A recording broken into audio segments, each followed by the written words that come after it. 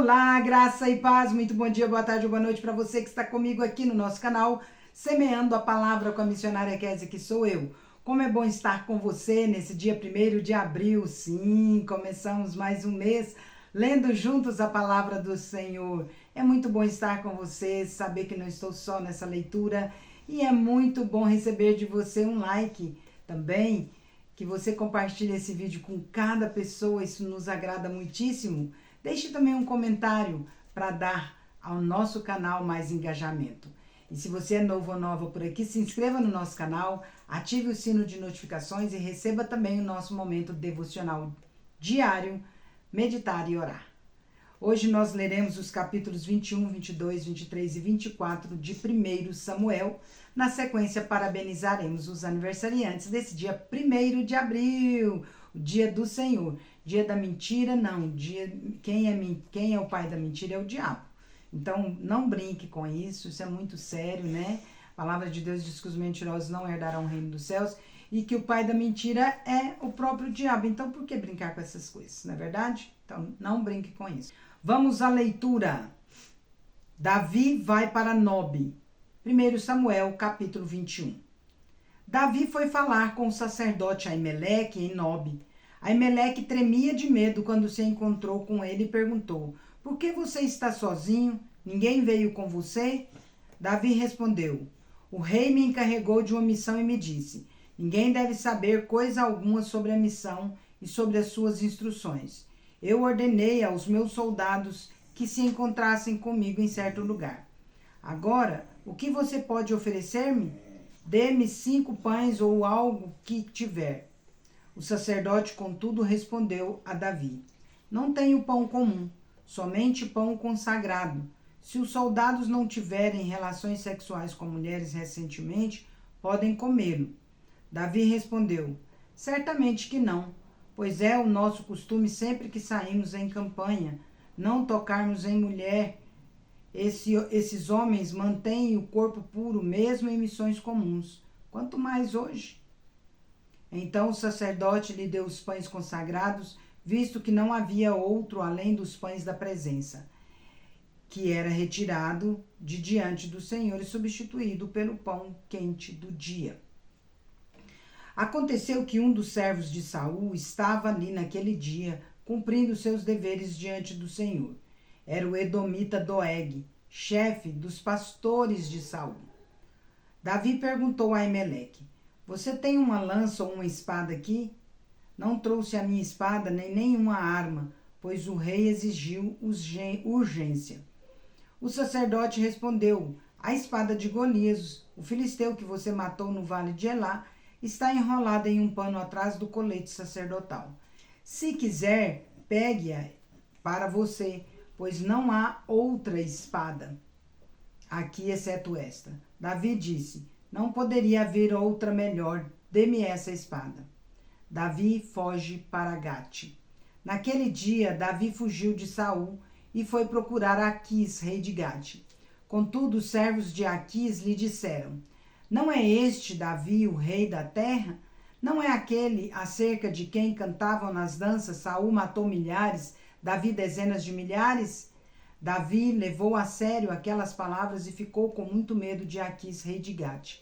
Por isso, na presença deles, fingiu que estava louco enquanto esteve com eles. Agiu como louco, riscando as portas da cidade e deixando escorrer saliva pela barba. Então Aquis disse aos seus servos: vejam este homem, ele está louco, por que trazê-lo aqui? Será que me faltam loucos para que vocês tragam mais este para fazer loucuras na minha presença? O que ele veio fazer no meu palácio? Davi refugia-se em Adulão e em Mispá. 1 Samuel, capítulo 22. Davi fugiu da cidade de Gate e foi para a caverna de Adulão. Quando seus irmãos e a família do seu pai souberam disso, desceram até lá para encontrá-lo. Também juntaram-se a ele todos os que estavam em dificuldades, e os endividados e os descontentes. Assim tornou-se o líder deles. Havia cerca de 400 homens com ele. De lá, Davi foi para Mispá, em Moabe, e disse ao rei de Moabe: Posso deixar o meu pai e a minha mãe viverem para cá e ficarem contigo até que eu saiba o que Deus fará comigo? Davi deixou-os com o rei de Moabe e lá ficaram enquanto Davi permaneceu na fortaleza. Contudo, o profeta Gade disse a Davi: não fique na fortaleza, vá para Judá. Então Davi foi para a floresta de Herete. Saul mata os sacerdotes de Nobe. Saul ficou sabendo que Davi e os homens que o acompanhavam tinham sido descobertos. Saul estava sentado com a lança na mão debaixo de uma tamargueira na colina de Gibeá, com todos os seus oficiais. Ele lhes disse: ouçam, homens de Benjamim, será que o filho de Jessé dará a todos vocês terras e vinhas? Será que ele os fará todos comandantes de 1000 e comandantes de 100? É por isso que todos vocês têm conspirado contra mim? Ninguém me informa quando meu filho faz acordo com o filho de Jessé. Nenhum de vocês se preocupa comigo, nem me avisa que o meu filho incitou o meu servo a ficar à minha espreita, como ele está fazendo hoje.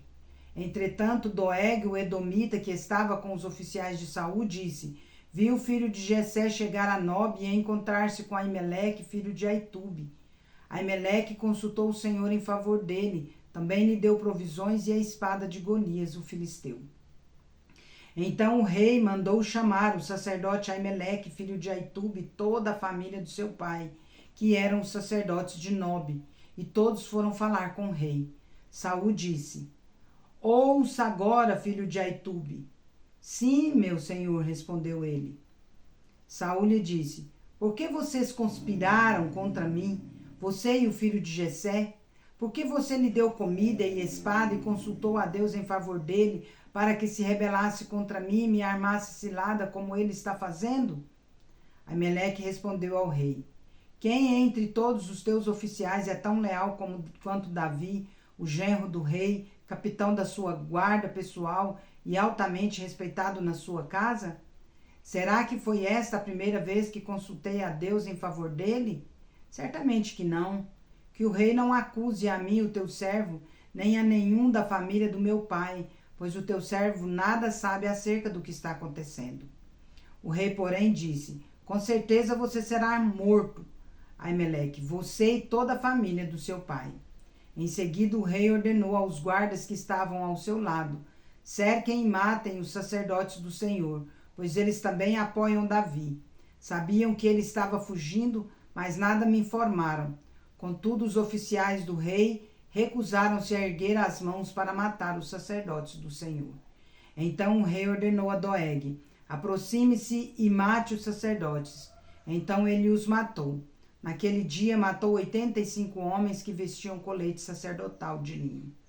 Além disso, Saul mandou matar à espada os habitantes de Nobe, a cidade dos sacerdotes, homens, mulheres, crianças, recém-nascidos, bois, jumentas e ovelhas.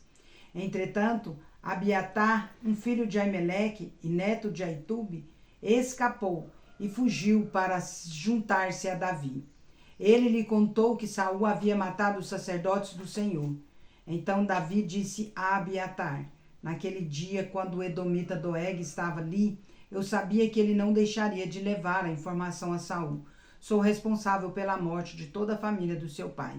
Fique comigo, não tenha medo. O homem que está atrás da sua vida também está atrás da minha. Você está a salvo comigo. Davi liberta o povo de Keila. 1 Samuel, capítulo 23. Quando disseram a Davi que os filisteus estavam atacando a cidade de Keila e saqueando as eiras, ele perguntou ao Senhor: devo atacar esses filisteus? O Senhor lhe respondeu: vá, ataque os filisteus e liberte Keila. Os soldados de Davi, porém, lhe disseram: aqui em Judá estamos com medo, quanto mais se formos a Keila lutar contra as tropas dos filisteus. Davi consultou o Senhor novamente e ele respondeu: levante-se e vá à cidade de Keila, pois entregarei os filisteus nas suas mãos. Então Davi e os seus homens foram a Keila, combateram os filisteus e se apoderaram dos rebanhos deles, impondo-lhes grande derrota e libertando o povo daquela cidade. Ora, Abiatar, filho de Aimeleque, tinha levado o colete sacerdotal quando fugiu para se juntar a Davi em Keila. Saul persegue Davi. Quando Saul soube que Davi tinha ido a Keila, disse: Deus o entregou nas minhas mãos, pois Davi se aprisionou ao entrar em uma cidade com portas e trancas. Então Saul convocou todo o seu exército para a batalha, para irem a Keila e cercarem Davi e os homens que o seguiam. Quando Davi soube que Saul tramava atacá-lo, disse ao sacerdote Abiatar: Traga o colete sacerdotal. Então Davi orou: Ó Senhor, Deus de Israel, este teu servo ouviu claramente que Saul planeja vir a Keila e destruir a cidade por minha causa. Será que os cidadãos de Keila me entregarão a ele? Será que Saul virá conforme o teu servo ouviu? Ó Senhor Deus de Israel, responde por favor ao teu servo. O Senhor lhe disse: ele virá. Davi perguntou novamente: Será que os cidadãos de Keila entregarão a mim e os meus soldados a Saul? O Senhor respondeu: entregarão. Então Davi e os seus soldados, que eram cerca de 600, partiram de Keila e ficaram andando sem direção definida. Quando informaram Saul de que Davi tinha fugido de Keila, ele interrompeu a marcha. Davi permaneceu nas fortalezas do deserto e nas colinas do deserto de Zife. Dia após dia Saul procurava, mas Deus não o entregou nas suas mãos. Quando Davi estava em Oreza, no deserto de Zife, soube que Saul tinha saído para matá-lo. Jonatas, filho de Saul, foi falar com ele em Oreza e o ajudou a encontrar forças em Deus. Não tenha medo, disse. O meu pai não porá as mãos em você. Você será rei de Israel e eu serei o segundo em seu comando. Até o meu pai sabe disso. Os dois fizeram um acordo diante do Senhor. Então Jonatas foi para casa, mas Davi ficou em Oreza. Alguns zifeus foram dizer a Saul em Gibeá: Davi está se escondendo entre nós nas fortalezas de Oreza, na colina de Aquilá, ao sul do deserto de Gesimom. Agora, ó rei, vai quando quiseres, e nós seremos responsáveis por entregá-lo nas tuas mãos. Saul respondeu: O Senhor os abençoe por terem compaixão de mim. Vão e façam mais preparativos. Descubram aonde Davi geralmente vai e quem o tem visto ali. Dizem que ele é muito astuto. Descubram todos os esconderijos dele e voltem aqui com informações exatas. Então irei com vocês. Se ele estiver na região, eu o pouparei entre todos os clãs de Judá. Eles voltaram para Zife antes de Saul. Davi e os seus soldados estavam no deserto de Maom, na Arabá, ao sul do deserto de Gesimom. Depois Saul e os soldados dele saíram e começaram a busca, e ao ser informado, Davi desceu a rocha e permaneceu no deserto de Maom. Sabendo disso, Saul foi para lá, em perseguição a Davi. Saul ia por um lado da montanha e pelo outro. Davi e os seus soldados fugiam depressa para escapar de Saul. Quando Saul e as tropas dele estavam cercando Davi e os seus soldados para capturá-lo, um mensageiro veio dizer a Saul: Venha depressa, os filisteus estão atacando Israel. Então Saul interrompeu a perseguição a Davi e foi enfrentar os filisteus. Por isso chamam este lugar Selá Amalecote. Davi saiu daquele lugar e foi viver nas fortalezas de Engedi. Davi poupa a vida de Saul. 1 Samuel, capítulo 24. Quando Saul voltou da luta contra os filisteus, disseram-lhe que Davi estava no deserto de Engedi. Então Saul tomou 3.000 dos seus melhores soldados de todo Israel e partiu à procura de Davi e dos seus homens perto dos rochedos das cabras monteses. Ele foi aos currais de ovelhas que ficavam junto ao caminho. Como ali havia uma caverna, Saul entrou nela para fazer as suas necessidades. Davi e os seus soldados estavam bem no fundo da caverna. Estes lhe disseram: Este é o dia sobre o qual o Senhor falou a você. Entregarei nas suas mãos o seu inimigo, para que você faça com ele o que quiser. Então Davi foi com muito cuidado e cortou uma ponta do manto de Saul sem que ele percebesse. Davi, porém, sentiu a consciência pesada por ter cortado uma ponta do manto de Saul, e disse aos seus soldados: que o Senhor me livre de fazer tal coisa ao meu senhor, ao ungido do Senhor, de erguer a mão contra ele, pois é o ungido do Senhor. Com essas palavras, Davi conteve os soldados e não permitiu que atacassem Saul. Este saiu da caverna e seguiu seu caminho. Então Davi saiu da caverna e gritou para Saul: ó rei, meu senhor! Quando Saul olhou para trás, Davi inclinou-se prostrado com o rosto em terra e disse: por que o rei dá atenção aos que dizem que eu pretendo fazer-te mal? Hoje o rei pode ver com os teus próprios olhos como o Senhor te entregou nas minhas mãos na caverna. Alguns insistiram que eu te matasse, mas eu te poupei, pois disse: não erguerei a minha mão contra o meu senhor, pois ele é ungido do Senhor. Olha, meu pai, olha para este pedaço do teu manto na minha mão. Cortei a ponta do teu manto, mas não te matei. Agora entende que não há nada nas minhas mãos que indique que eu seja culpado de fazer-te mal ou de rebelar-me. Não te fiz mal algum, embora estejas à minha procura para tirar minha vida. O Senhor julgue entre mim e ti. Vingue ele os males que tens feito contra mim, mas não levantarei a mão contra ti. Como diz o provérbio antigo, dos ímpios vêm coisas ímpias, por isso não levantarei a minha mão contra ti. Contra quem saiu o rei de Israel? A quem está perseguindo? A um cão morto, a uma pulga.